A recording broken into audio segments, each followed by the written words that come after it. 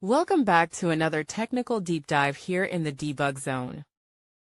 Today we're tackling a big question and breaking it down with insights from other users. Hopefully this clears up some misconceptions and helps you get the answer you need.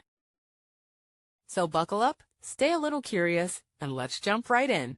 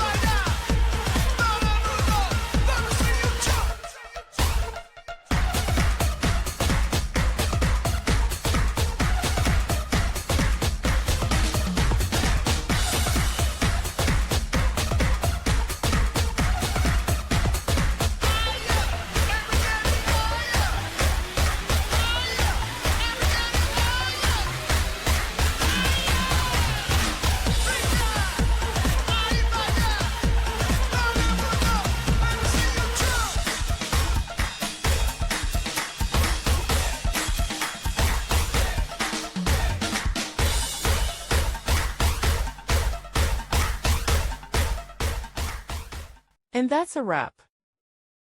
I hope you found the answer you were looking for. If you did, take a second to hit that subscribe button. It really helps out. And let me know in the comments which solution worked best for you. See you next time in the debug zone.